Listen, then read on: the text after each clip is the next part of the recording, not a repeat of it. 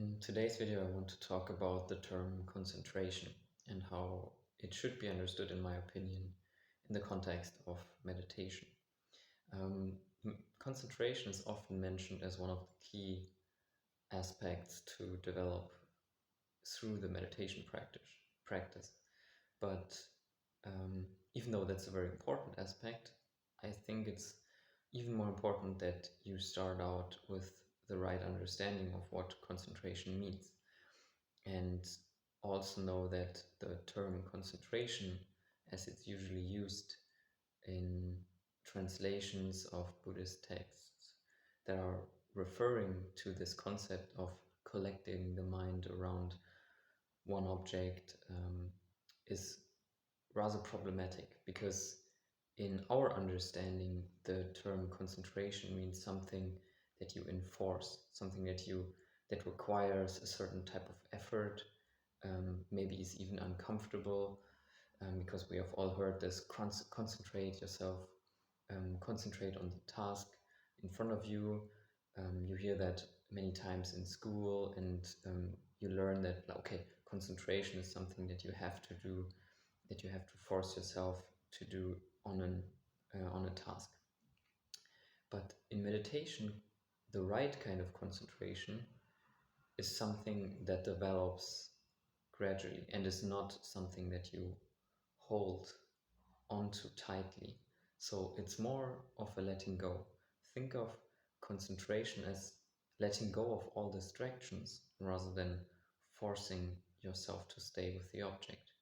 So the process actually to become very concentrated or collected is to let go of all the things that pull you away from whatever you want to concentrate on.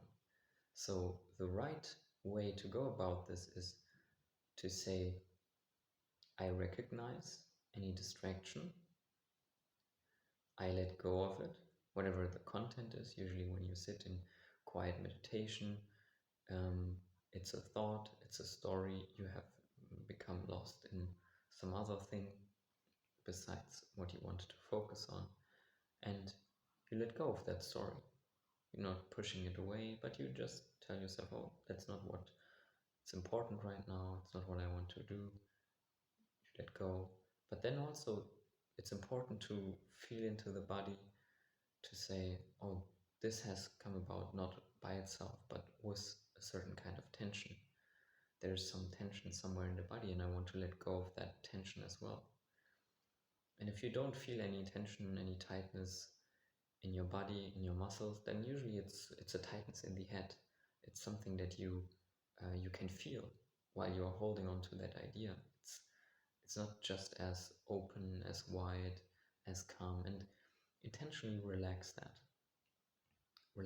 too. And then the next step is to, before you return to your meditation object, is to return to a positive state of mind.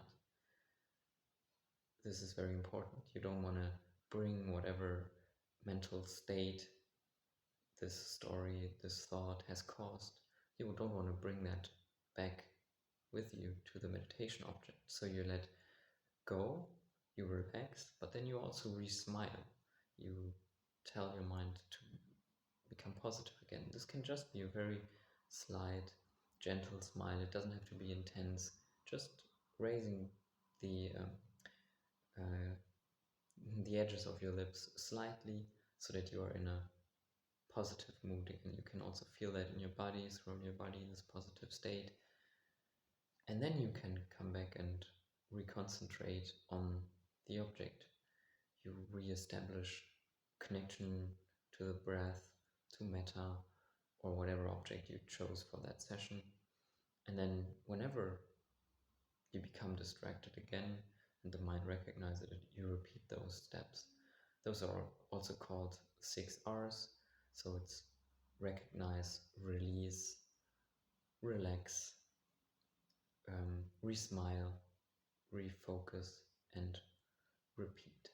So these 6 words you can remember to really learn how to become concentrated, actually, the right kind of concentration that is over time develop by letting go of all distractions and by focusing on the happiness, on a good feeling around your intention, around the object that you intentionally want to stay with. So that would be the right kind of concentration that is meant when in Buddhist texts or meditation teachers talk about concentrate on your object. It's not something, and you can try it. You can even try to forcefully stay with your object of meditation. It might work for the session, but also then recognize how do you feel afterwards. Have you generally become more calm? Do you feel less stressed? Or is this holding on tightly, this gripping onto the object, is this actually making you even more neurotic and tight, and maybe even less of even more reactive? Because this tightness, this energy comes with a certain energy, but then also once you fall off the meditation object, it can be very energetic with other things. So that means you may not recognize as quickly when you have lost your object of meditation, when you just forcefully try to stay with it. So it's more an open invitation to any distraction, to recognize it and to let it go. So your mind learns over time to things that are distracting itself, that it is distracting itself with, and it can let go of that. So that's my definition. I hope it's helpful. Try it out. If you do, you can let me know in the comments, and see you then.